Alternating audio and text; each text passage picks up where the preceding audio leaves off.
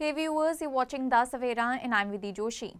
In Dublin, a second consecutive night of violent disorder outside the CityWest hotel, which houses asylum seekers, has left 3 police officers injured and led to 24 arrests. The unrest followed an initially peaceful protest over the alleged sexual assault of a young girl in the area early Monday morning, but escalated into violence on both Tuesday and Wednesday nights.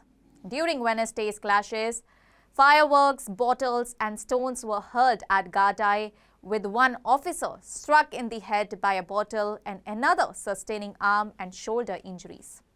Both were taken to hospital for treatment, and Garda Síochána confirmed that 17 adults arrested have been charged with public order offences and will appear before the criminal courts of justice in Dublin, while live juveniles have been released under the Youth Diversions Programme. Police also seized 15 scooters and e-bikes during the operation, although fireworks and projectiles were again thrown at officers. Gardaí maintained control on Wednesday, avoiding a repeat of the widespread rioting seen the previous night. Notably on Tuesday, a protest involving around 2,000 people turned violent, with a Garda vehicle set on fire and officers coming under sustained attack. Approximately 300 police personnel, including 120 from the Public Order Unit, were deployed. Garda Commissioner Justin Kelly condemned the scenes as totally unacceptable, saying peaceful protest does not include throwing bricks, bottles or burning vehicles. He said that the violence was deliberated and orchestrated, adding that detectives are reviewing CCTV and body cam footage to identify more suspects. He also confirmed that much of the violence appeared to have been coordinated online. According to the Tuesday's protest drew both peaceful demonstrators and violent agitators, including groups of young men on scramblers and horse-drawn sulkies. Gardaí said some protesters tried to breach police lines by charging their cordon, while others targeted a police helicopter with lasers. A female officer sustained a foot injury and was later discharged from hospital. Chief Superintendent McAnulty described the scenes as thuggery, saying officers were subjected to sustained physical attacks from groups of teenagers and young adults. By Wednesday, the area around the CityWest Hotel, West Dublin, remained cordoned off with a strong Garda presence and steel barriers erected.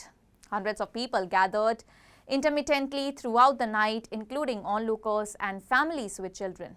Fireworkers and stones were again thrown at police, but the situation was contained and no major damage occurred. The CityWest Hotel is currently home to families under Ireland's International Protection Programme for asylum seekers. Kevin Shotell, principal of St. Aidan's Community School in Brookfield, which educates several pupils from the hotel, described the unrest as tragic and an example of misdirected anger.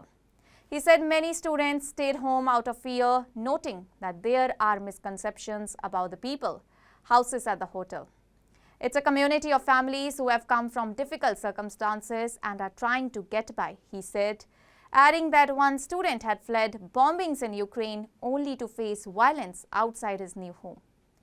Shotell urged people to reject the idea that nationality or skin color determines blame, calling his community safe, inclusive and integrated. Speaking in the Dáil, Martin condemned the Gardaí for their bravery, courage and professionalism in handling what he called a very serious and grave situation.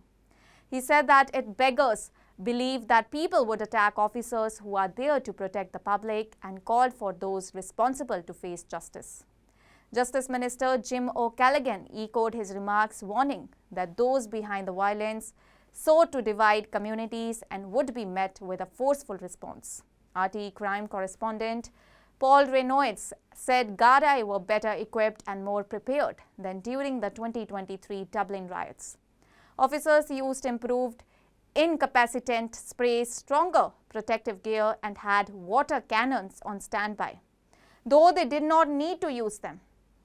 He noted that unlike the 2023 unrest, the violence this week was confined to one area and swiftly contained. Commissioner Kelly reaffirmed that the violence outside CityWest was intended to intimidate residents and damage the property, ensuring that everyone involved would be identified and brought before the courts. That's all for now. Stay tuned to the Savera for more updates. Do like, comment and subscribe to the channel.